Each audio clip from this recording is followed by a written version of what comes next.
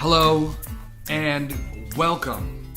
I'm Isaiah Cooper. With me is Greg McGinnis. Welcome to Road Soda. That's right, everybody. Welcome to Road Soda. Let's get this soda on the road. Do you know how long I've been waiting to say that one? It's a little. I think it's a little aggressive for we should be a little bit more laid back and say, hey, this is your road soda. You've already had a few. This is the one for the road. Everything's nice and easy. But what are you gonna do? We're starting it up, so we're grab it, get it on the road, and get going. Pitter patter, let's get at it. That's a line stolen directly from Letterkenny. It's a Canadian show that is now on Hulu. We have no affiliation. I just really been enjoying the show. Hey, man, we got a new sponsor. We got a new show. I'm excited. The show's not new, but the name of the show is new. And we're really excited about Road Soda. How do you feel about Road Soda so far? I really like it so far. I mean, we worked so long to get the names going, and I really feel like it fits. It's not too clever. It's not too, cheap, funny, whatever. It doesn't stick us to anything. And I think it kind of does what we do. We're just kind of helping you kill some time and trying to make it fun. Our dead soon. That's right. Well, have a road soda. Every road soda you drink is one more closer to death. And, that's not a bad... That's just the truth of life, And here at Road Soda, we want you to drive responsibly. Don't drink. Let this be your road soda. There you go. I like that. Let this be your road soda. Our episodes release at midnight every Sunday. So Greg and I both work at 9 to 5, Monday through Friday. And we imagine... What would we want from a podcast? What would we want? I would want something to start my week off that is reminiscent of that weekend, those good, fun, careless times. And what is that? It's a road soda. Grab a road soda. It's early Monday morning. Start your week off right with that reminiscence of the weekend. And here we are, man. Here we are. Or if your Mondays suck too bad. I mean, it does release...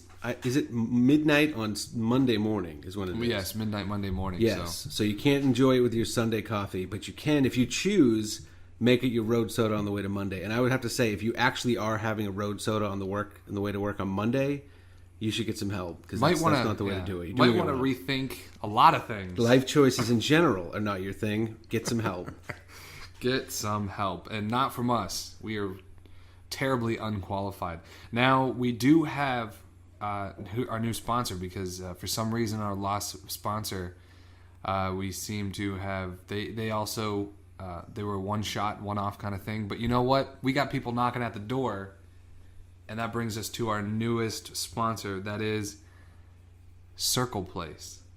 Do you have an idea? Is it just floating out there in front of you, and you want to manifest it in some way? And those other ways are too difficult. But you want a website. You need a website. You have an idea? Build a website through Circle Place. In 15 seconds or less. 5 clicks. 15 seconds it will create an okay website. An okay functioning website. Circle Place is the place to go to create a website. People say I was able to build a website. That some of the testimonials coming out say I was able to build a website, and some of the sorry. We have a testimonial from Claire who testifies she is a functional alcoholic, barely able to move through her life, yet she put up a website. I would love to know what it was, but this is just one of the testimonials they sent to us. Clearly, Circle Place is the way to build an easier website. It is. It's an okay way, It's not bad. Rob Schneider uses it. Rob Schneider is... he just launched his new website through Circle Place. And, did you see that Dustin Diamond and Amanda Bynes also just released their website together? It's called Dusting Bynes. .org. Clearly where the A-list is heading to get their internet presence cleaned up very quickly. Dustin Diamond was... Screech. Yeah. Yeah, you had that on tap. Well, that's my age group, man. That's not like an artifact from history. For like for you, you're like, oh, no one would know this. No, I fucking watched.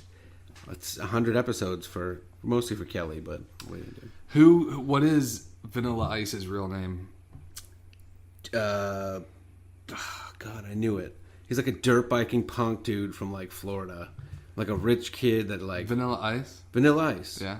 Right? He was from like Miami or I don't something. know. Yeah, he was You from tell me. like cushy white suburbs. Oh, you don't know his real name? Or you do know his real name? I know part of it. You tell me part of it, and I'll tell you the other. Van Winkle. Yeah, I think I knew that. What is this? Like Eric Van Winkle? Something like Yeah, that. yeah. Something like that. Circle Place, everybody.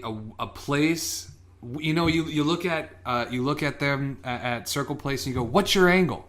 It's so cheap. It's so cheap to create a website, and it's not hard to create a website on Circle Place. What's your angle? They don't have an angle. They're a circle. Circle Place. So, yes, we've actually had a few people from disparate locations. I've noticed the listenership is represented in a lot of the different states in the U.S., which is nice. Particularly exotic, I found, were listeners in the last week in Cairo, Egypt. That's pretty cool. And also in somewhere in Alaska. I forget the city. I wouldn't know the city anyway. It's Alaska. It's all one big fucking crazy place. How many cities do you know of in Alaska? Ready for this? Juneau, Fairfield, Fairfield, There's got to be a Fairfield. It's like Springfield. Juneau, and there's one more that I know too. Begins with a K. So there you go. I know pretty much everywhere in Alaska. I think this one started with an S. How is it Yes. up in Canada? Do you? That's not Canada. That's Alaska. It's even beyond, yeah. The days are long this time of year. And the Oh, nights- that's true. And the nights are short. They're trying to kill a long day with a little road soda. I love it. Up in Alaska. I got a feeling the guys up in Alaska are actually having a road soda with the road soda. Because who's going to stop you? I think you're allowed to drink and drive in Alaska. It's one of the things to like entice people to move up into the climate. Come to Alaska. Do whatever the fuck you want. You can drink and drive. You know? So, What are you gonna hit? how do they entice people to go to Cairo? I think people in Cairo have been there for a long time. I don't know that they need to entice like they do in Alaska. They don't try to entice any more? I don't think they do. No, I have a neighbor that's from Cairo, and all I remember when he was telling me about his high school days that the field trips they took were to the pyramids. And he was Always. like, you can only go to the pyramids so much. And I was like, wow. I guess anything can be beaten down. Think about a life where the pyramids are like, I want to get to Times Square. I want to see Times Square and the lights of Las Vegas or something. Right? For us, it's the beach. Like we have like the number one beach, and you're like, it's whatever. We don't really care about it. I wouldn't like to see those pyramids, but this guy is like, the pyramids. I'm sick, tired. He does have a little accent, but not much. He's been here for a long time. Yeah. I wanted to see if you wanted to tell me about anything that you have seen in the news lately. You know what I did see in the news? Just a real quick little thing. I saw earlier today in the LA Times. Do you remember when Tom Segura's his new special released, Disgraceful? Was that like a year ago? No. It was like a couple months ago. It's the most recent one. Okay. And so Tom Segura is, and in the in the LA Times recently, when his, let me backtrack. When his special was released, Disgraceful, he has some bits in there about the word retarded, the R word, and he caught some flack for it, but it went back and forth, and people were trying to petition Netflix to take it down, and Netflix really stood behind him and were like, this is kind of ridiculous. It's comedy, and if you watch it, it's really not. It's, where do you draw the line kind of thing. It's a big thing. But so Tom Segura was, and then it all faded away. And then all of a sudden another guy just finally, maybe because I believe Tom Segura is about to be in a movie. They're about to release like a movie he's in, and all this more money on the table, more people are examining it, going, hold on, did he actually use the word retard in a thing on Netflix? I can't believe he said that. Well, anyway, so he's getting slammed again for his comments in his stand-up comedy routine in the LA Times. This guy wrote an article and published it in the LA Times article was published by a guy named Lawrence Downs. Oh, jeez. And you know what? You know what I find the most surprising? Is not once in the entire article does he ever draw the connection between his name and what he's talking about. Maybe you could help him out. It would be like a deep, clean therapy session where you go, it's because your name makes you hypersensitive to that type of stuff. And he would just go, whoa. Lawrence Downs. I got to reevaluate my whole life. Thank you so much, Isaiah. You're welcome. Yeah, I did what you couldn't. Lawrence Downs on Downs is what the article should have been called, but it wasn't. It really wasn't. Maybe is it irony? Coincidence? The correct literary term escapes me at the moment. The PhD term for it is, isn't it mentally challenged? I mean to explain the situation of his name being Downs. Oh. Is it irony? Is it coincidence? Is it column A and column B? No, I don't think it would be irony or coincidence. I think it would be because it's not like, right? Irony is like the opposite happened. Also opposite of the yeah. I mean that kind of seems like you would expect a guy with the last name Downs to be writing on Downs on Downs. How did he not call that article that? That's probably one of those last names. It's probably like poor guy. Thousands and hundreds of thousands of people with the last name Downs who are able to overcome the simplicity of the connection, but this guy clearly couldn't, according to Isaiah. He feels like he is the fighter for this cause, and really the only thing he's got in the game is his name. Whereas there's people actually living it. You know what I mean? And he's like, people make fun of me all the time because I got a name and that sucks, and they make fun of me, and people are like, what?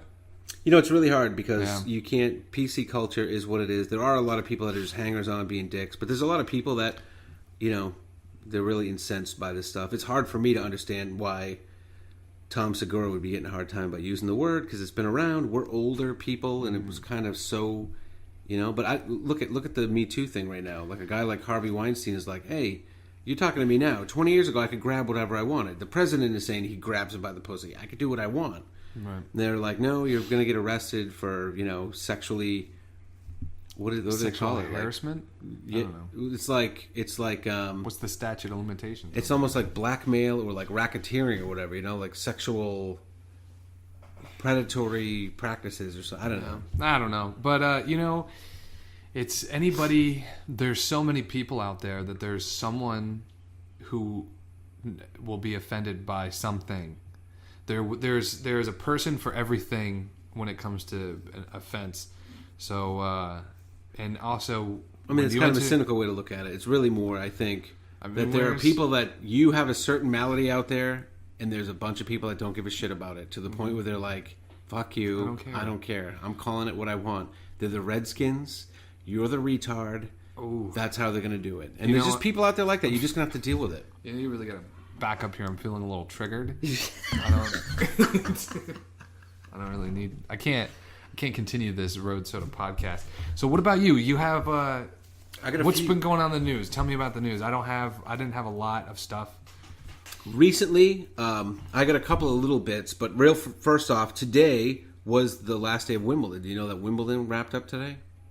Is that the only thing that wrapped up today? Both of them wrapped up today, too. I wanted to start with Wimbledon and then go with the... Wimbledon wrapped up today, and 3 of the 4 all-time money winners were in, like, the last couple of rounds. Roger Federer is, like, the number 1 all-time. I think, like, 116 mil. He went into a really long match with this tall guy, Anderson, who beat him, which I was really surprised he beat Federer.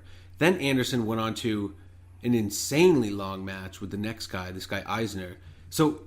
And I believe Eisner, correct me if I'm wrong, if you're listening, one of them is 6'8", one of them is 6'10". Like, these are 2 giants. Like, I think they actually had to have Japanese MPs surround the court because there was fear that they were just, these monsters were going to run into the crowd and just start killing people.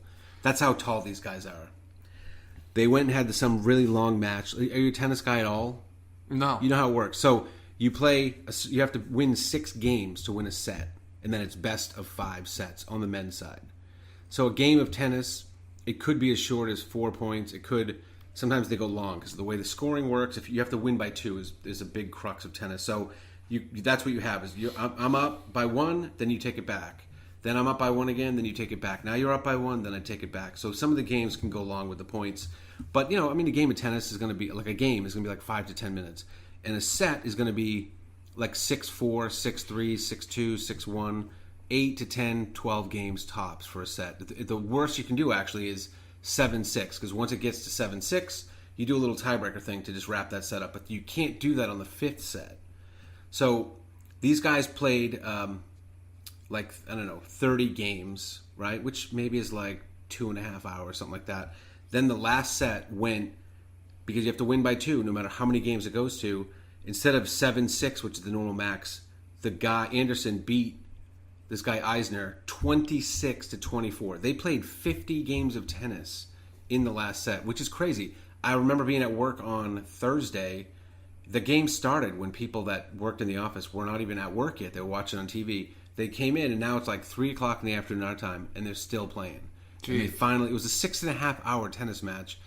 The game of tennis is so energy depleting because like you're about to serve to me, I'm on my haunches, I'm ready to go. And I was watching for that to see like these guys starting to lag. There was some lazy shots, but man, it's really impressive the level of physical fitness these guys are at, these top level tennis players, because for 6.5 hours, they were just on. It was pretty crazy. Do you think there's ever going to be a break in a story of enhancing supplements similar to... Because, I mean, when there's that much money on the line, when there's that much at stake, what is clean? Name one sport, one event where there's that much on the line that it's clean. Right.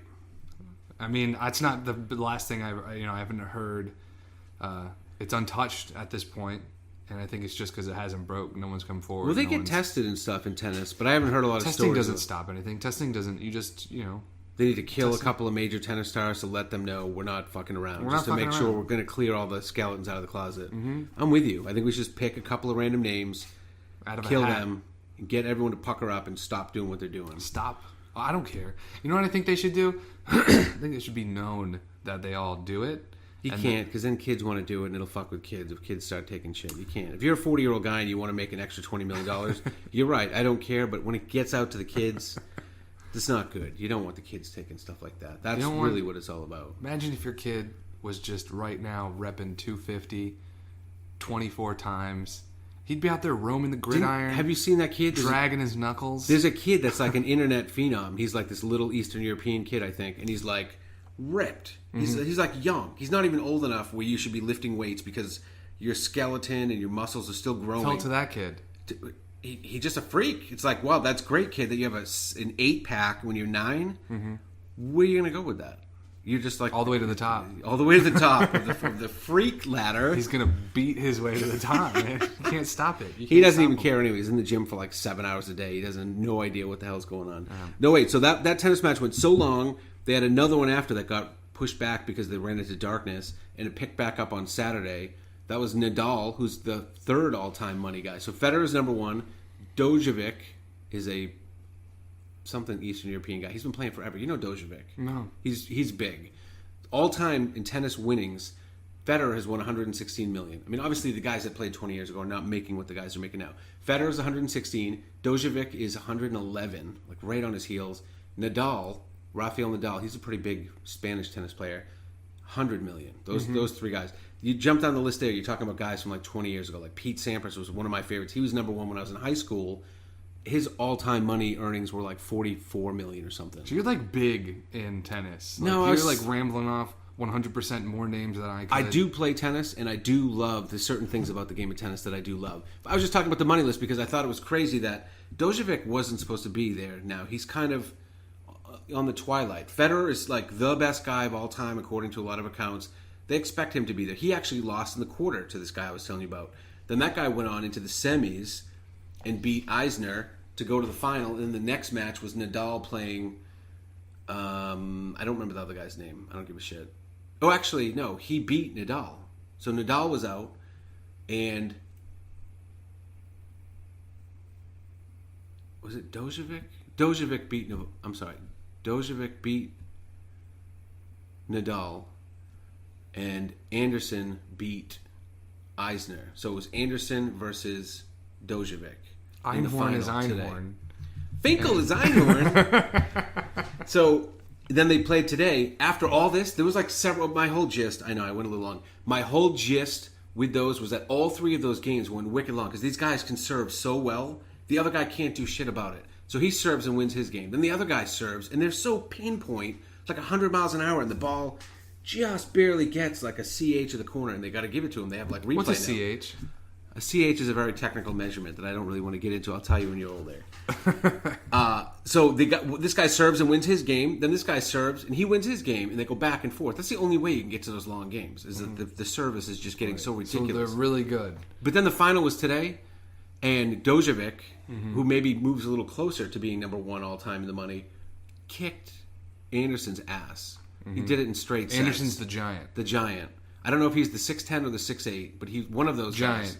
Giant for tennis too. Usually those guys don't have the coordination to do that. But you know, I was listening to someone argue, and I was like, I guess I see that they got more range, a lot more. Right, a lot more. Right. I mean, the guy's probably because you got that wingspan plus a 2-foot racket at the end of it, and if he's quick, he's got that quick twitch. He can get in there. And, I imagine he's probably going to tape that salami down. He's probably a monster like that. It's probably like a foot long. It's foot probably and a half. like a tennis ball can. Whatever the opposite of Viagra is, just because he's in a means. Public setting, they don't want to scare old women and have this thing start heading north. So they probably have like a massage anti-Viagra into it and then tape it down to keep that goddamn thing off the TV cameras. You think that's like the only market for anti-Viagra? Yeah, I think there's a lot of giants out there that need anti-Viagra. They need it? Can't live without it. Well, there's kids watching. So what's the news? So the news was that it was won today. It was won today by... Yes. Dojovic. And in straight sets. Bam, bam, bam. The first two were quick. Mm-hmm. The third one went to 7-6, but he just iced it. So Dojovic. He iced it. He won. Which is pretty good. The other guy had to play so much tennis. He was probably just excited. The other thing that wrapped up today was kind of shitty for you. The World Cup. We had an office pool. 8 people got randomly selected 4 of the 32 teams. We had a fun time with it. I thought that pool went really well. The World Cup only comes up once every 4 years, so people in the office were definitely more interested in tennis. I mean, in soccer. I saw Ivory because there was coming up and down the stairs with his phone in his face, and I was like, he doesn't give a shit about soccer. But you got $100 on the line. He was risking his life walking down the stairs to watch because he ended up having England and Belgium. Mm-hmm. We thought he was in the cat seat. He was going to win this whole thing, and then England lost and Belgium lost, and he ended up getting the concession. He still ended up tied for winning. Right. But that was because today's result, Isaiah had Croatia. No one expected them to go all that way. Nobody. And then Christy had France. And just the way it worked was you got a point for each win in the first round, 2, 3, 4, 5, all the way up to the final winner got 5 points. So, more points per round. As people got bumped out, you could climb up. I actually had 4 teams that went into the second round. I was excited with that, but none of them were good. I thought maybe Mexico and Spain would do something, but they all went out pretty early. Mm-hmm. So I knew I was like, maybe I could hang on if things go the right way. And then like about a week ago, I knew I was out, and we knew the money was going to be Ivory, Christy, and Isaiah. Isaiah had Croatia. Ivory had England and Belgium, and Christy had France. And then, as we know, France went on to win, and Croatia went on to win amazingly. It was a good game today, too. I watched almost the entire game. France just had a little bit too much for Croatia. They were just all over them. They just had some cool shit going on. The French team is loaded with guys that play at a high level in these big teams. So that was kind of fun. But Isaiah got kind of screwed out of that. But you still were in the money. So you don't have to pay to play in that pool. That's good. Third place got their money back. I got my money back. Yeah. Excellent. You know what? Free fun. I have free fun, and you could tell me that Dojovic was also a goalie for one of those teams, and I'd go, cool, awesome, great. I guarantee there's at least one Dojovic on the roster of one of those teams. At the least. Yeah, man. There's so many sports. There's so many things going on. I love the energy. I love the getting on with that.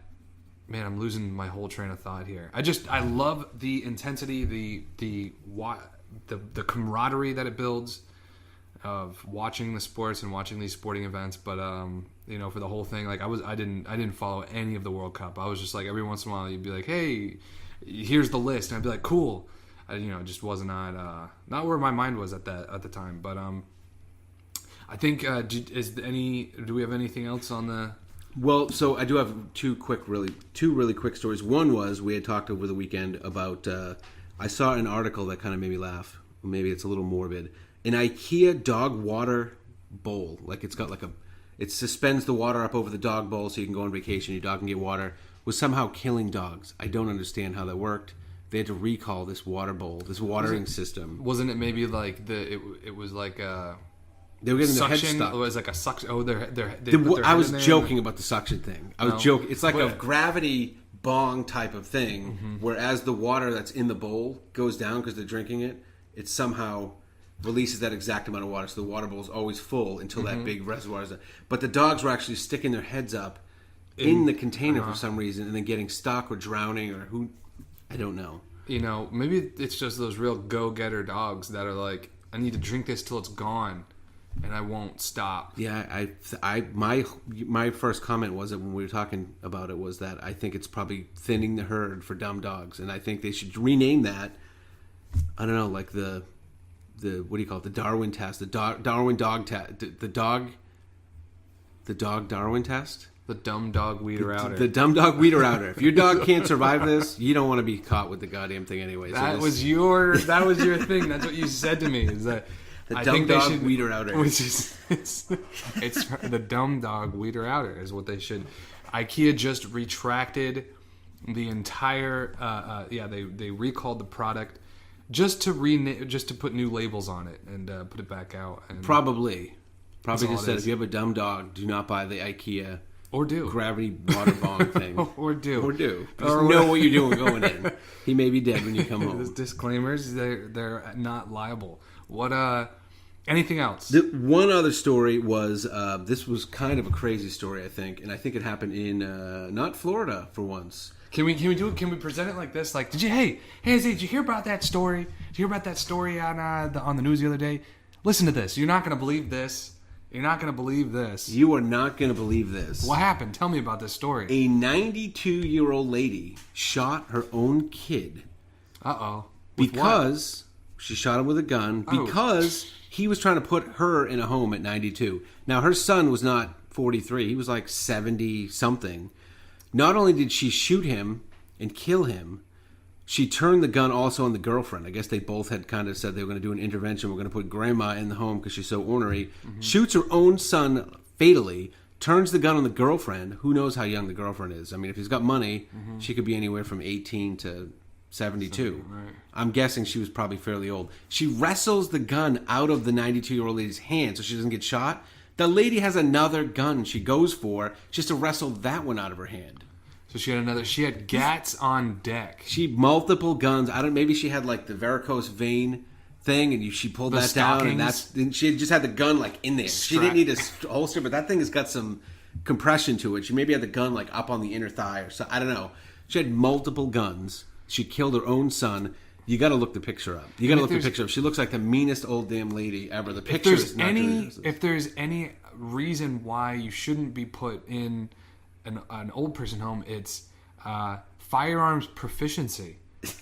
You know what I mean? Like if you're able to wield a Glock 9. Look at this lady's face. That's the only picture. She's 92. They've taken millions of photos of her. The picture they're putting there, she looks like this is the face she'd be making if she was trying to home invade and she came to your window in the night. And there was like night goggles because she wouldn't even make that face in the light. But it's also the same face that she made when she saw in the news that gay marriage was allowed. Like that's the face. If you can just really like, what? 92 Are you years kidding old. me? I hope. What are they going to do? At 92, that's the time to start killing people. What are you going to do? Put me away for life? That's true. Sentence me to death? That's true. It's what like are you going to do? 6 months. You're going to feed me like 42 meals and I'm done. Go ahead. I wanted to kill him. How much geriatric on geriatric crime is there? You know, maybe we should do an expose. Maybe I need to go undercover. We're in the perfect city for it because if there's geriatric on geriatric crime happening, It is here because we have a heavy geriatric population. That's good. That's a good story. Wrap it up with the Granny Statham. We're gonna do a little sting down in Venice, Florida, which is like 20 minutes south or so.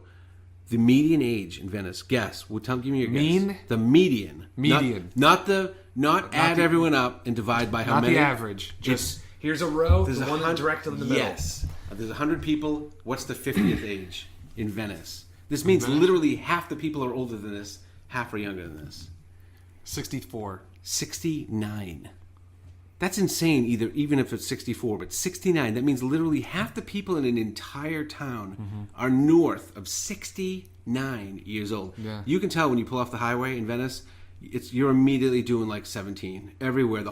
Everyone drives at that speed you drive when you're looking for a parking space at Publix. You know, everyone really bitches about millennials. It's a easy pot shot than the new guys in town, the low blow. But a friend of mine is a firefighter. I just saw him for the first time the other day, and he was telling me how many car accidents he has to show up to. And he says, most of the car accidents I show up to is a person our age, like a millennial, and a geriatric.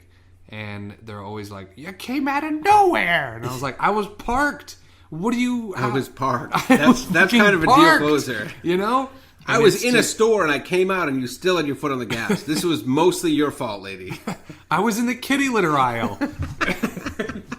And you came out of nowhere. You know, and it's just... what are you going to do, you know? I said Granny Statham before and I thought you would laugh. I didn't make the connection. Granny Statham. There you go. I thought that was a good one. I thought maybe she is related to Jason. That level of piss and vinegar, I've only actually seen on the big screen. She looks like she drinks piss and vinegar. She looks like she's literally That's one of those things some that type of when someone lives to like 100 and they do an expose on their life, they're like, "How'd you live to be 100?" And I go, "I wake up every morning and I drink my piss mixed with vinegar." And then like that's like, you know, that's like one of those things. They ain't yet found the thing that'll kill me. That's why I'm still around, son of a bitch. Do you think you're bringing one to me? That's right. I keep a side piece. Oh man, two guns, and her own son. Like, what kind of person? We're really digging into this one. What kind of person was her son to her, where she could so easily like? She's known each other disappointed for over 70 years. For over 70 years, you shoot someone you know for over 70 years. There's no way around. You came out of you. How about even if you're just friends? I brought you in. I can take you out. I'm sure is something that she said thousands of times over the last 92 years. She's like, she followed through. She followed through. Not an adult threat in this house. Hey, I'm going after your girlfriend now. Blow to death. Incredible, absolutely incredible. Let's continue moving forward, man. This is our next piece of business to get down to crack open with the road soda is the Millennial Book Club, aka just fucking watching Netflix. The last thing we watched was a few episodes ago was Evil Genius, that docu-series, as they are so colloquially called, on that insane thing that happened with the collar bomb and the whole shambamina. But now here we are, and that's that. So our whole thing is that we want to watch the disgraceful one I saw was just a hamburger. See? Oh, okay. With a hamburger. We want to watch a show on Netflix that is a Netflix original, and then we judge it on what is it called? What's our ranking system that is must watch? That is like go out and watch it now. The other one is, and then it's watch it if it's there. Which is like if you're at a friend's house and you guys are hanging out and he's like, hey, I'm going to put this on. In other words, you didn't go out of your way, but someone offered it and you're like, yeah, I'll watch it. And then the third one is go ride a bike. Like, just do anything else besides... Don't waste your time. Don't waste your fucking time, right? So actually, we're going to do this live. We're on Netflix, on their Netflix original pages right now. So any of the comedy stuff, I want to say let's not watch any of the stand-up stuff. Does that include the Rob Schneider thing? Would you consider that comedy? Or no, I mean stand-up. Oh, okay. I mean stand-up. But the real Rob Schneider, that's a actual... It's like the Real House Husbands of Rob Schneider. Right. So what is this Tao? T-A-U? Tao? Does that look interesting to you? Do you want to read that? Kidnapped by an inventor who uses her as a test subject to perfect his robotic AI, a street-smart young woman tries to escape her high-tech prison. I don't recognize any of the names. Micah Monroe, Ed Skrein. I do recognize Gary Oldman, but he's listed third, so that tells me they went, let's just write you a check, Gary. You'll find out what the project is after. If we attach you, we can make it work. It's Tao. Did that tell you anything about what we'll be watching? Well, yeah. I mean, it's a movie. It's a movie. It's rated R. It's an 88% match for whatever you like. It's getting in there. Why don't we go back to see what else we'll... All right, so Tao is one of the... It's T... Oh, no. It's trying to watch it with... Oh, shit. T-A... Can't let Isaiah touch What is this toys thing? Toys that made us. So this has been... I've looked at this, and I have not watched any of them yet. No. Okay. So it's just a docu-series about kind of like how stuff works or how stuff is made or whatever, but it's about different lines of toys and... How they affect... let's see. A small company in Cincinnati takes the biggest licensing project ever. Wait, no, that's not... I want to see what the actual show... The minds behind history's most iconic toy franchises discuss the rise and sometimes fall of their billion-dollar creations. Billions of dollars in those things, huh? Oh, yeah, dude. Look at the names. Star Oh, yeah, Wars, merchandise, Barbie. Barbie. I mean, are you kidding me? My kids love Barbie. I love taking a Your shot two at my boys, kids. Jack and Ben. 9 and 12, they're right in Barbie's wheelhouse. He-Man, G.I. Joe. I mean, those are all aimed That's at me. season 1. You know what? They're all actually... This guy must be like my age because all of these toys, with the exception of Hello Kitty, which Hello Kitty? Hello Kitty. That's what they called it when I was a kid. It attacked you. I like Transformers. That was you? Oh, yeah, dude. Transformers. I went and saw the Transformers movie. Not this crap with what's-his-face in it. Marky Mark. Mm-hmm. It was an animated movie where, like, Optimus Prime and the other dudes. I had the comics. I loved Transformers. Every Christmas, Transformers were the shit. Everybody wanted Transformers. One of my best Christmas experiences ever. You see the picture of those two old people up there? That's my mother's parents. Probably around that time. Those are your grandparents. That's what we call those. Right, my grandparents. But I just wanted to be more specific. They would start in on with the Christmas list stuff like way before. Right. And I had this catalog and I was like, this is what I want. They had a Transformer that was, you know how Voltron works? Where it's like 5 things that come together to make the big Voltron? The Transformers tried to copy off that. They had 5 different neon green construction equipment things. Like there was like the crane, there was the dump truck, they came together to make one big Transformer. I was like, I totally That's want... Voltron, yeah. They totally stole from Voltron, sons of bitches. That was like one of my best Christmas memories ever. Is that like my grandparents got me a couple of them, then an aunt got me, and I got them all by the time Christmas was. There was like 5 of them. Wow, it was pretty cool. It was wicked flimsy because they finally just did not have the Voltron. And not to get sucked down a rabbit hole, but was like die-cast metal, like kick-ass stuff. When you put those things together, you could play with that shit. When the Transformers tried to do it, if anyone listening wants to comment, I'm sure they'll agree. When you put those 5 construction things together, it was so cheesy. Like the crane had like this extended thing, and that was supposed to be like part of the arm, and it was got chewed on by a dog. It was like you couldn't do anything with it. Once you put it together, you're like, if I touch it, the dump truck keeps falling off. Yeah. If I move the arm, the crane falls off. So I was like, this thing sucks. Voltron, you can literally take it out in the dirt, throw it out of the second floor. Voltron's going for the kiddie pool. Bam! Go down and get it. It gets a little dented up, but it was kick-ass. This was not that. But it was a fun memory that I got to open it. And then like everything else in life, it just went downhill very quickly. There's more insight into Greg's demeanor and how he feels about things. And that just reminded me, folks... he keeps saying, if you want to comment, please feel free to go onto Road Soda Podcast, our Facebook. If you want to email us, you can email us at roadsodamail@gmail.com. Also, follow us on Twitter, Road Soda Podcast, at Road Soda Podcast on Twitter. All those things, you can reach us. We want to be very available. If there's ever a subject you want us to talk about, you have a video you want us to watch, you've got pictures you want us to comment on, news stories, anything, please feel free to tweet us at Road Soda Podcast or email us at roadsodamail@gmail.com. We would love to do listener mail, especially if you're from an exotic location or you've got something interesting to tell us. I'd love to read. I would love to read your mail. So I would love to read your mail. Is a different statement, I think, than what he Nope. was. I would like. I will find you and I will read your goddamn mail. I want to know what's going on. I want to know what's going on in your life. So this is one more show here that we're looking at. I just clicked on it. You've already seen this. I have not. You have not? I have thought not. you told me about this Nope. one. Okay. I just clicked on it. All right. I literally just clicked on it. It's called American Vandal. A high school is rocked by an act of vandalism, but the suspect pleads innocent and finds an ally in a filmmaker. A satirical true crime mystery. Okay, the fact that this was made, because I have heard a little bit about it, I haven't seen it.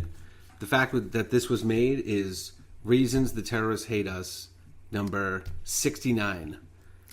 Someone made an entire mock you, whatever, about this thing, and I don't know. I don't know that I could watch that. So, but you picked it, so we'll say... You don't think you can watch it? I don't think I can watch that. No, you want to... All right. But I could do Tao, which I don't know anything about. It's a movie. That would be like a quick thing. Or we could do the toys thing. Let's do the toys. We don't have to watch it all. You just got to watch a couple and then say how we feel about it. I think it could spark some great stuff, some nostalgic stuff for you, because it seems like I'm watching the Transformers one. I don't give a shit. You generally just live in nostalgia. That's just your... It's just a look...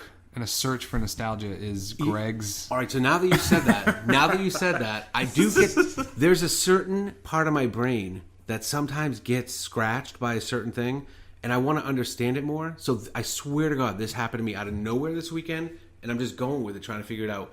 On Friday, I heard the Stevie Wonder song Lately come through my Spotify, and for whatever reason, it pricked my ear up, and I was like, what is my association with that song? I still don't know what it is, but I put it on a loop, just that one song at work, and I bet you I started playing it at about 4:15, and I just played it the entire rest of my day at work, which was probably till about 6. You and I chatted for a little bit, so I didn't have it on. Got back in the car, listened to it the entire way home, about 40-minute drive. Played it for the family a couple of times. I don't even understand why this was happening to me. On Saturday, I bet you I played it 40 times. 40 times. I went out for a little dip. I sat by the pool. I was just messing around on my phone. Now, is this something you will or won't talk about with your therapist? You know, I probably should have a therapist. But I feel like I'm going to get to the bottom of something with it, because I'm going to start now talking about it, and someone's going to go, oh yeah, remember when that dude totally kicked your ass while they were playing Stevie Wonder? And I'm going to go, yes, that was it. I feel like I need to write him a letter to tell him thank you for getting me in touch with it. It's a really good song, but clearly there's something else going on there. So I don't know. I do get into these weird nostalgic things, and I have associations that I You know what we should do next episode? You should bring in the lyrics for that song, and then we'll go through them and analyze them. Maybe that'll spark something. How about dissect that? them? Okay. Let's dissect the lyrics of Stevie Wonder's name. What? Lately. Lately. Let's dissect. If everybody wants to listen to that song, Stevie Wonder, Lately. Do you know the song at all? No, I heard you play it a couple times when we were sitting there talking. So, but I couldn't tell you now. And then next episode we'll dissect it as a segment. That sounds good. Excellent. Deal. And so we're going to watch toys. Also, the toys that shaped us, everybody. If you want to jump in, the toys that made us. If you want to jump in on the Millennial Book Club, you can watch that in the next week. Find out what we thought about it and what you thought about it. You can even email us that, and that would be a lot of fun. So now, here we are, moving right into our research segment of the show. I'm very excited to hear about this. You researched the Big Dig. The Big Dig. The Big Dig. I'm really, really excited to hear about the Big Dig. Can we please, I'm chomping at the bit. Let me ask you a question before I get into it all. What do you think of when you think of the Big Dig? Do you know anything about it? I know all of those words individually and on their own. Put them together, and it just sounds... The Big Dig is the United States' biggest highway construction project ever. Ever. Basically... Now, what defines that? Money. Expenditure. And when you say, is that an interstate highway? Is that a freeway? What are we talking here? So just a big road? It's a Where big is this road. road? What's it's going on the with central this road? artery of Boston, so everything goes through Boston on just a few roads. The traffic has been insane. They said when they originally built it, it was like 75,000 cars a day. That was like in the 50s. It got to a point where there's like almost 200,000 cars per day. In the Northeast, here's the thing you got to know about driving in the Northeast. The places have been there for so long, cars were not a thought to the facilitation of the construction and whatnot. Nowhere more evident than up in the Northeast, where things were there for hundreds of years before cars. You go to Phoenix, it's beautiful. Everything's gridded out. Everything's got a 7-Eleven on the corner. There's a Bed Bath & Beyond right next to the Target. Massachusetts is nothing like that. My hometown of Salem, there doesn't even have a highway that you can get to. You have to go to another town just to get to a highway to get to the real highway. So it's just kind of crazy. It's an old school town. Everything's kind of jumbled. Nothing is convenient. And they have to work around that. That's really what happened wrong with the Big Dig. So let me just back up and say the Big Dig was a mega project that started in the early 90s. Like they started planning in the 80s because they saw the traffic was going to be so insane. They had projected at this point in the 80s that there would be 16-hour traffic jams by 2010. I mean, obviously, when you do the numbers and you just kind of push stuff out for 25 years, you can get whatever result you want. But I can tell you what, nobody doubted any of those figures because it was a mess to drive through 93, to drive, basically, to go north-south through the city of Boston. There's only a couple of roads. And everyone that's going east-west or just trying to go around a little part of the town gets on these roads, plus people that are driving all the way through. Plus you got the airport in the east, which all the people coming to and going from Logan Airport, which is a big-ass airport, all would get on that road for a little piece. I have all kinds of stats on it. I won't bore you with them, but I was actually showing him a book that I had that was written about the Big Dig because it was such a big deal when I was a kid because it just got so expensive. But there was a part of 93 that had, in Boston, 3.7 miles of actual roadway and over 4 miles of exit ramps because they just kept adding them. They were like, well, you got to get there. Let's just put a ramp. And then like a half a mile later, well, this thing opened up. We got to do a ramp there. And it was just such a nightmare. People are always trying to get over to get off onto these lanes. The signage totally sucked. It was such a cluster. The whole thing sucked. So what they did was they said, and it was a big process. There's like several big things that came out of it. They said, let's do a tunnel under the city from the west to connect Route 90, which goes all the way to Seattle. It stopped in Boston. They went, let's make this tunnel, which they call the Ted Williams Tunnel, get people to and from the airport. So they don't have to go to any of this stuff. They'll go underground. They were like, that's awesome. But when you start digging in Massachusetts, there's hundreds of years of like, real old school industrial revolution where they were like, yeah, look at this poisonous chemical. If we put it on that, it makes it shiny. Then we just dump buckets of it behind the place and we can sell 10 of those things. Everything in Boston is like hazardous. The dirt, so many times they were like, we're going to move this just to do a tunnel. The tunnel's going to cost $12 million.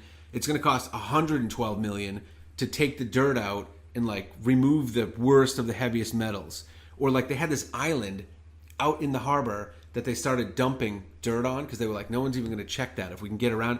They started putting on, they were like, no, there's like a sludge that is clearly poisonous leaking into the harbor. So they were like, stop everything. Stop everything happened so many times with the Big Dig. It was supposed to be done in 98. It didn't finish until like 2007.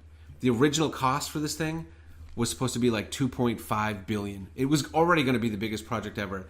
The final estimate was $14.6 billion for this goddamn thing. All they really did was make the Ted Williams Tunnel to get you to the airport. They made a Silver Line combination rail and above ground, like you'd be on the rail, and then all of a sudden you're above ground for like 100 yards. But it's a rail. You're in a car. It's like a subway thing, yeah. But above and below. And then they also did this really cool bridge that people like. It's called the Zakim Bunker Hill Memorial Bridge. It's most of the stuff was subterranean. They did several tunnels to get all that stuff above ground. That was just a nightmare. Put it all underground. In some spots they have like a tunnel here and a tunnel here. Then like the subway station here. They went way down. It was so cool reading about some of the stuff because I had known some of it. But I'm like, man, they had to work so hard just because the center of Boston was such a nightmare. Then they put a park above where the roads were, and they spent like $14.6 billion to put stuff at multiple levels underground. They did the tunnels. They did this one bridge. If you ever see the where the Celtics and the Bruins play, it's called the TD Bank North. It used to be just called Boston Garden. Then they built a new one it's the Boston Garden, but they call it the TD Bank North Garden. I'm not a big fan of like the naming thing being so. You got to name the place before you name the sponsor before you actually name the place. It kind of pisses me off. But anyway, if you're driving on this road, it's a bridge above ground, and it's got these really cool ribs. It's not a suspension bridge; those things aren't holding it up, but those things are like adding a layer of support that is like necessary to keep this bridge up. It's 10 lanes of traffic, 4 lanes, north, 4 lanes south, and then there's 2 lanes on the side that are just like helping you get from here to there without having to get on that road and get into the mix. It makes it way better. Although it did take 20 some odd years, it is so much better to drive through Boston, dude. I don't know if it was worth $14 billion, but if you go to the Wikipedia page, I thought this was really cool. They actually have an animation on Wikipedia showing you the before and after. So when you hear 14 billion, you're like, whoa, there must be all kinds of shit. That's all they did. So what I'm looking at is you got a couple wacky looking loops that take you roundabout over what is that? Some kind of sound or something? The Charles River. The Charles River, and then one that takes you way out and about, and then it just collapses all of that into one kind of road. See, these new things that they're adding are all tunnels, so it doesn't mess with Boston. When I look at what is the new and what is the old? Is that the new? That's the new. So they're taking this one road, and then they add the tunnel from that goes all out and around. And then a loop-de-bout. It's not a lot. It's not a lot when you see it like that. When you see it like that, so how long do you think it's going to take for them to make back the 14 whatever billion? No, there's no making it back. It's just like a fixed cost to like make Boston work. You're right. It's a fixed cost, but they do see it in ways of just commerce and movement, and it comes back in ways. Because if you have a city that's untenable, like it just.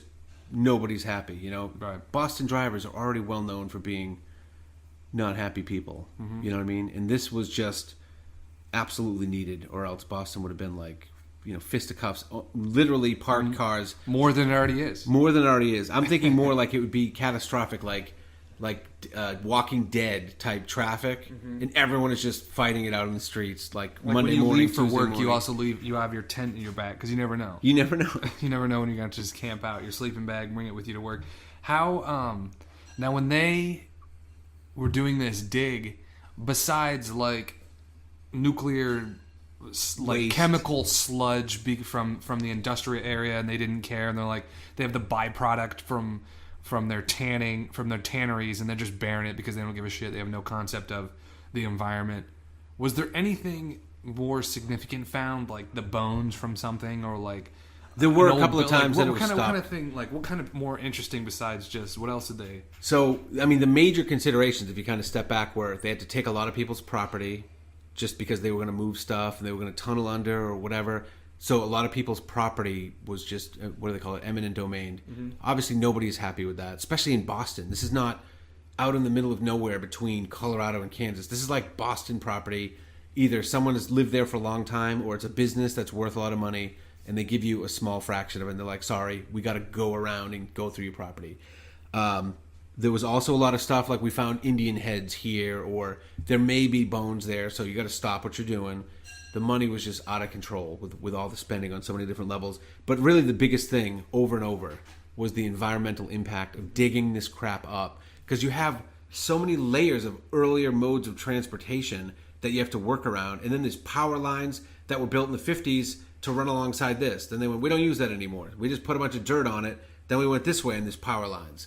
Then we went this way and we did this. And like, it's such a nightmare to dig the levels that they dug to. I mean, some of those things, they also had to get, for the first tunnel, this was kind of cool.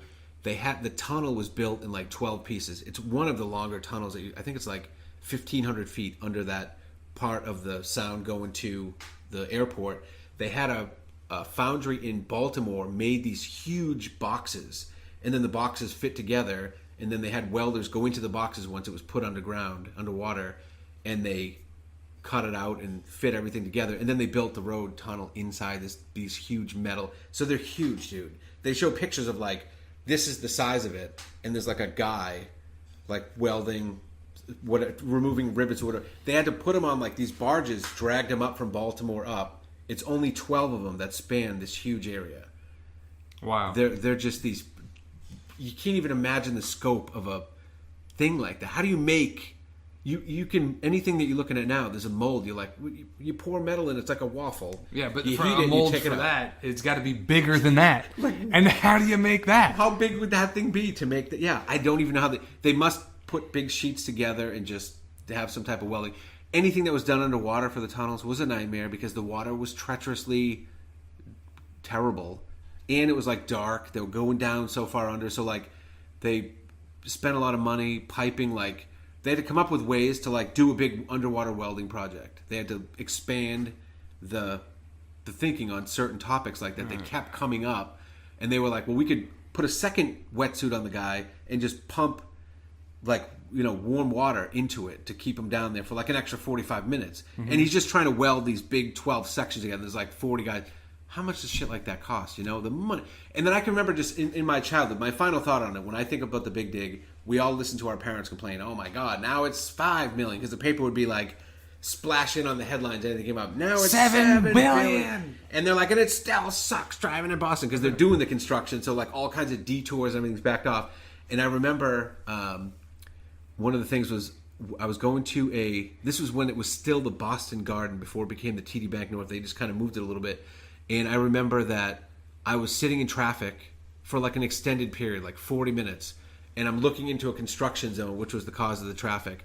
I'm up on a road and I'm looking down into like a little thing. And there's like roads in all directions. But there's like a 100 by 100 yard area with like a bunch of people with like wheelbarrows. I saw a guy with a wheelbarrow standing there chatting with a guy. And then for the whole 45 minutes that we moved like 10 feet because it was just totally backed up, he had moved the wheelbarrow. He went and talked to another guy. He came back. There was nothing in the wheelbarrow. He moved the wheelbarrow like 20 feet. Like it was like his job was like, you need to move this 50 feet, but you need to take an hour and 7 minutes. Do what you have to do it. And I was like, I can't even believe. And the guy was making like $74 an hour because they're all like Unions. Teamsters and just... That's right. And I just was like, yeah, nobody my else is parents allowed were to right. touch his wheelbarrow. Get away from my wheelbarrow. Who touched the wheelbarrow? Now I got to start over. Now, hey, nobody...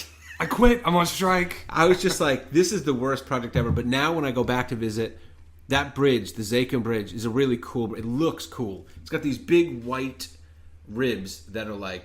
And that, every time he's saying these big white ribs, he's holding up like a crucifix with crossing his fingers in front of my face like he's trying to expel a demon. I've got to get a from picture of the my soul. Zakim Bridge just because it's the cool thing. Because all the other stuff is tunnels. The Ted Williams Tunnel, the Tip O'Neill Tunnel, and then the Central Arterial, I believe, is the third tunnel that's in there. And then they did the Silver Line extension to the, they got all the different subway lines, the red, the blue, the green, the whatever. But the Silver Line was new, and it was done so recently, just like in the 2000s, that it's actually really smart and still working right now.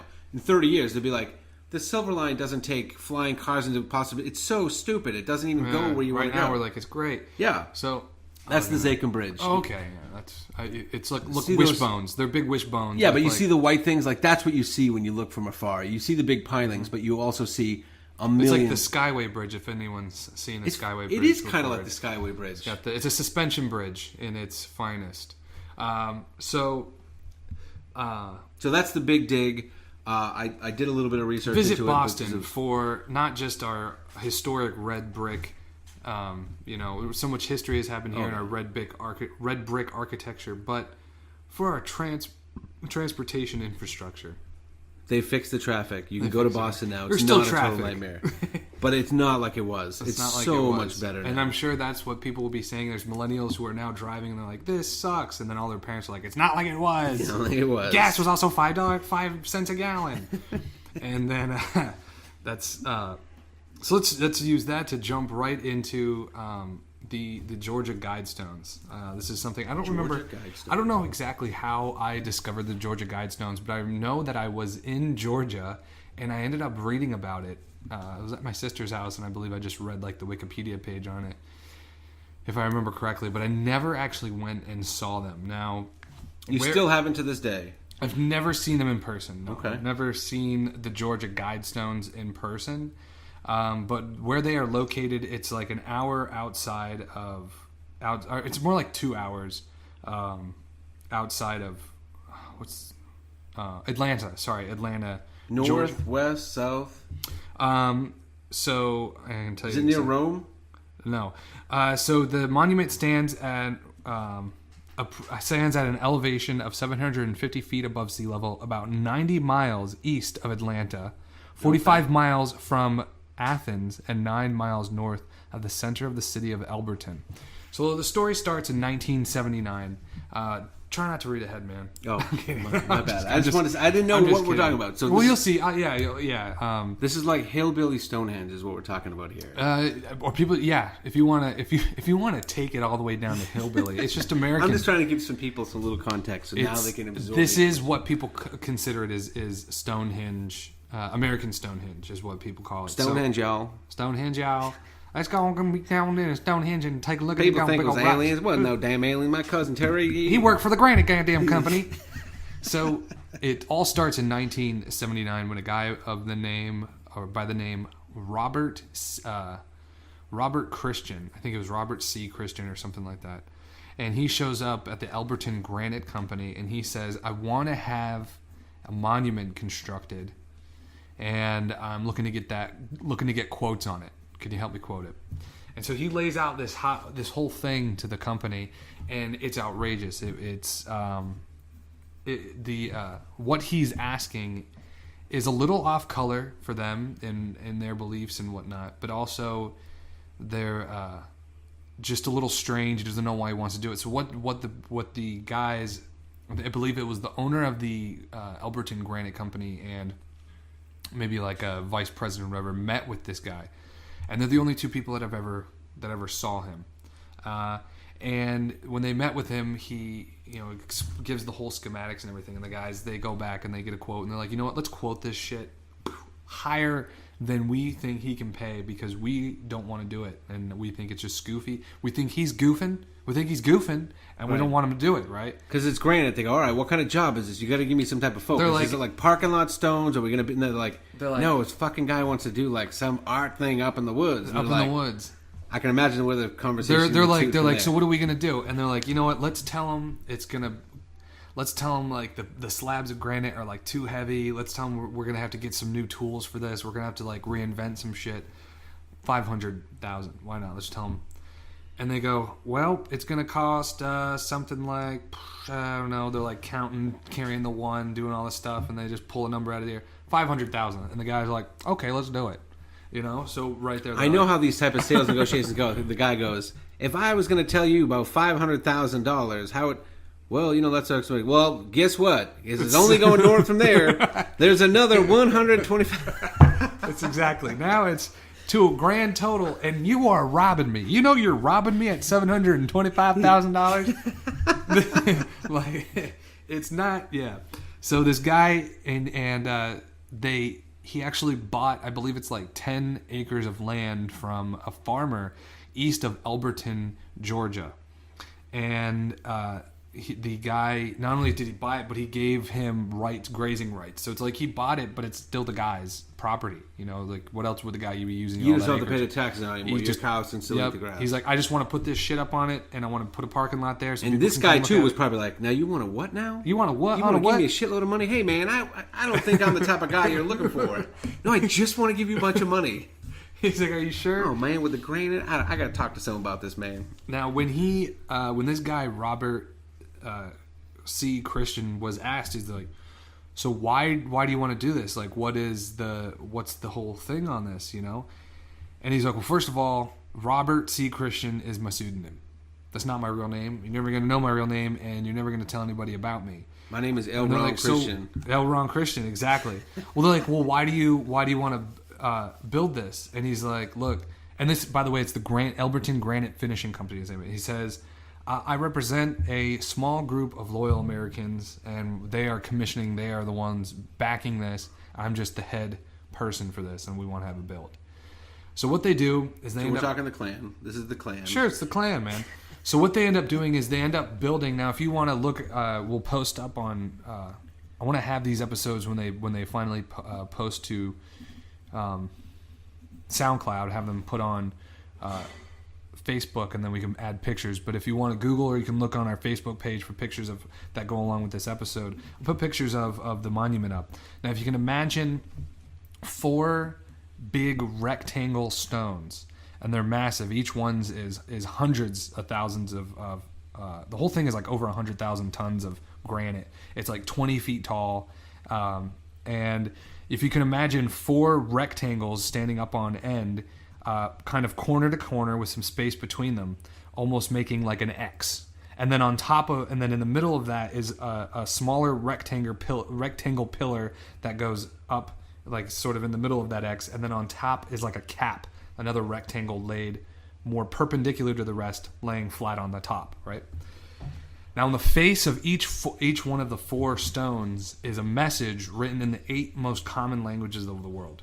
Or the 8 most commonly spoken languages in the world. They are English, Spanish, Swahili, Sanskrit, Hebrew, Arabic, Chinese, and Russian.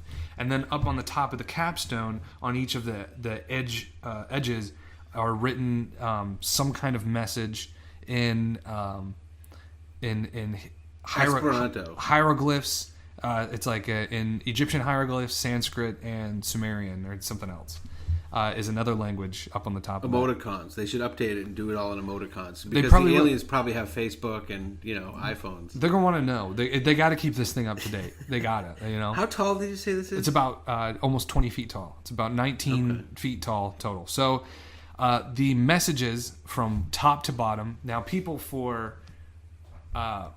purposes of like shock and awe, like to read them bottom to top, because if you're a person, you might sit there and look at the bottom and then read up to the top, which is stupid. And like, if you watch a documentary on this, which History Channel made one in like 2009, they made it sound like the last thing on there it's really the first thing. If you're reading it top to bottom like a normal person reads, the first thing on there is what I'm about to explain. So I'm going to read it top to bottom the way it's written, as if you were reading a book. And so there's 10 things written on these stones, again, in all these different languages. So this is what this says. 1, maintain humanity under 500 million in perpetual balance with nature. It's the first thing on there. Jesus Christ. Yeah, so that's why what they do is they hold that one to the end, and then they release that. That's like the biggest one. And then the last thing on the list is this terrible thing. But I'm going to read them in this order. So number 2 is guide reproduction wisely, improving fitness and diversity. That sounds a little eugenic, doesn't it? Yeah. Yeah. So number 3, unite humanity with a living new language. That's a little like Tower of Babel-ish. Am I out of line for saying something like that? Number 4, rule passion, faith, tradition, and all things with tempered reason. Number 5, protect people and nations with fair laws and just courts. That sounds like a good idea. Number 6, let all nations rule internally, resolving external disputes in a world court. A world court. Global little globalization there. Number 7, avoid petty laws and useless officials. Okay, I can get behind that. You're gackling. You're a bureaucratic guy. I can tell you love the red tape. Well, I just think it's funny that they're trying to come up with this kill most people, but just the good-looking people. Good-looking, and then don't give them a bunch of bullshit about jaywalking. No, just let people jaywalk. They're gonna do it anyway. Number 8, balance personal rights and social duties. All right, I can get that. Responsibility. And Number 9, prize truth, beauty, love, and seeking harmony with the infinite. And number 10, be not a cancer on the earth. Leave room for nature. Leave room for nature. So it says on this stone it says all that, and then on this stone it says all that in different languages. Yes. And then on each face says the same thing in one of the 8. So this is English, this is Chinese, on the other side that's is Russian. That's Swahili, yes. It's got the 10 commandments of whoever these people are. Exactly. Now there is a stone laying flat and flush with the ground that is about 20 feet from the Georgia Guidestones. Now let me say that each one of these, now it is erected and it the way it stands, it marks. So on one, so like I said, it's like in the shape of an X, right? The sun will rise at the summer solstice, perfectly in line with one side of the X and down on the other, and then in the winter solstice, perfectly on one side and down with the other. There is a hole cut through the center pillar that perfectly aligns with The top pillar. The main pillar, not the capstone. Okay. Not the capstone, but the main pillar. There's a hole carved, drilled through that perfectly aligns with Polaris, the North Star. And so you could look through it and you can always see the North Star. And then there's a slit cut in... I saw that. Yeah, you could see the slit. It's actually right there. You could see a slit is cut, and that will cast a shadow at noon every single day of the year, and the shadow will cast and will show you the day of the year that it is, because at noontime it'll be like it's March 1st to cast a perfect shadow on that day throughout the year. Okay. So as it goes back on and this forth. stone that's 20 feet away. No. Oh, okay.